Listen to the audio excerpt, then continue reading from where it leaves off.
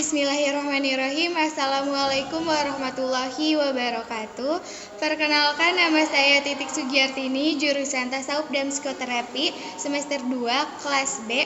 Di sini saya akan menyampaikan mengenai suatu kasus tentang integrasi.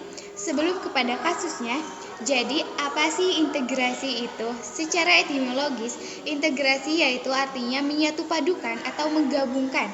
Sedangkan secara terminologi dapat diartikan sebagai penggunaan kata sebagai suatu istilah yang telah dihubungkan dengan konteks tertentu. Sementara menurut Safordin Bahar, integrasi yaitu suatu upaya menyatukan seluruh unsur suatu bangsa dengan pemerintah dan wilayahnya. Sementara kalau menurut Rijanur Arfani adalah pembentukan suatu identitas nasional dan penyatuan berbagai kelompok sosial dan budaya ke dalam suatu kesatuan wilayah. Sementara kalau menurut Julenti Suroyo, integrasi itu yaitu bersatunya suatu bangsa yang menempati wilayah tertentu dalam sebuah negara yang berdaulat. Sementara menurut Ramlan Surbakti, integrasi itu merupakan proses penyatuan berbagai kelompok sosial budaya dalam satu kesatuan wilayah dan dalam suatu identitas nasional. Aspek integrasi itu meliputi aspek politik, aspek ekonomi, dan juga aspek sosial budaya. Jenis-jenis integrasi diantaranya ada integrasi bangsa, integrasi wilayah, integrasi nilai, elit dan massa, dan tingkah laku atau perilaku integratif. Integrasi nasional ini sangat penting dikarenakan perlu adanya kesatuan antara bangsa dan negara.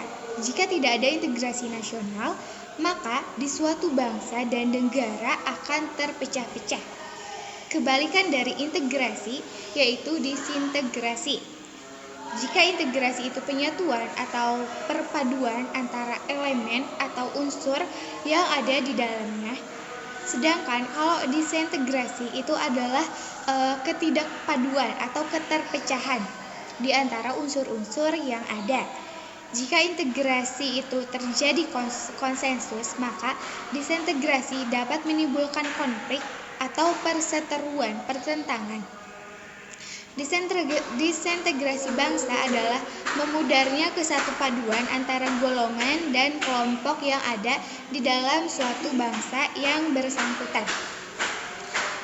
Model integrasi yang berlangsung di Indonesia ada model integrasi imperium, Majapahit, kolonial, dan juga nasional Indonesia. Pengembangan integrasi dapat dilakukan melalui 5 strategi atau 5 pendekatan. Pertama, yaitu adanya ancaman dari luar. Kedua, gaya politik kepemimpinan. Ketiga, kekuatan lembaga-lembaga politik. Keempat, ideologi nasional. Kelima, kesempatan pembangunan ekonomi. Nah, jadi kasus yang saya ambil itu adalah kekerasan dan diskriminasi terhadap perempuan yang bersumber dari internet. Di dalam kasus tersebut itu dijelaskan bahwa kekerasan terhadap perempuan itu berakar dari ketidakseimbangan relasi kuasa antara laki-laki dan perempuan. Perempuan itu menjadi korban kekerasan menghadapi berbagai tantangan dalam pemenuhan hak mereka atas keamanan, pendidikan, kesehatan, dan pekerjaan.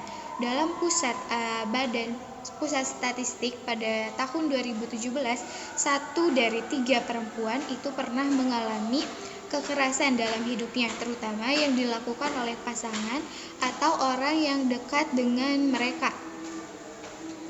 Kekerasan terhadap perempuan meningkat drastis di era pandemi. Tercatat ada 2.500 kasus yang dilaporkan pada tahun 2021. Sebagaimana dikutip Plan Feminisme dari Komnas Perempuan, angka itu jauh lebih tinggi dibandingkan tahun-tahun sebelumnya yang mencapai kurang lebih 2.300 kasus. Kekerasan terhadap perempuan merupakan bentuk pelanggaran HAM yang harus diakhiri, sebagaimana yang diupayakan oleh para aktivis kemanusiaan untuk mewujudkan kesetaraan gender.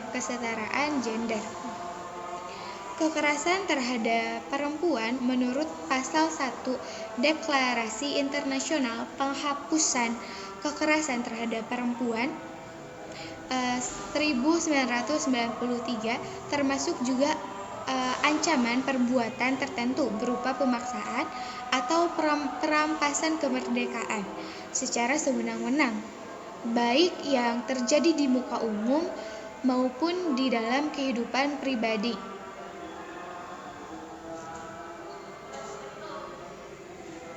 Berdasarkan definisi kekerasan terhadap perempuan, muncul karena adanya ketimpangan relasi gender antara laki-laki dan juga perempuan, serta konstruksi sosial yang menempatkan perempuan pada posisi di bawah laki-laki atau harus tunduk di bawah kuasa laki-laki atau subordinasi.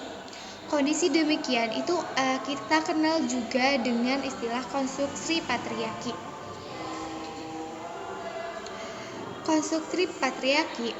Konstruksi patriarki bisa menyebabkan banyak tindakan kekerasan terhadap perempuan yang sering dianggap wajar oleh para pelaku. Salah satunya adalah toxic masculinity atau sifat maskulin yang dilebih-lebihkan. Seiring berjalannya waktu, patriarki itu menjadi budaya yang mendarah daging di berbagai lini kehidupan yang dianggap wajar oleh masyarakat melalui bermacam-macam cara termasuk tradisi lokal. Pada akhirnya memunculkan hubungan kuasa laki-laki yang menganggap bahwa menguasai dan menundukkan perempuan itu adalah kewajiban dan hak seorang laki-laki.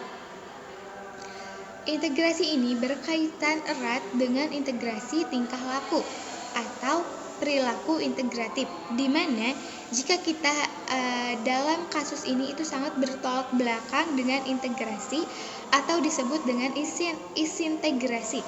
Faktor penyebab disintegrasi dari kasus ini adalah rendahnya kesadaran hukum, rendahnya kesadaran budaya patriarki, rendahnya kesadaran ekonomi yang rendah atau kemiskinan, dan dugaan adanya perselingkuhan dan pernikahan dini. Kampanye publik menyediakan penanganan kasus, pendampingan hukum, dan juga pengumpulan data untuk mengadvokasi perlindungan hukum yang lebih kuat. Salah satu upaya advokasi ini yaitu mengawal pengesahan rancangan undang-undang penghapusan kekerasan seksual RUU PKS yang menjadi bagian program legislasi nasional atau prolegnas prioritas sejak 2016.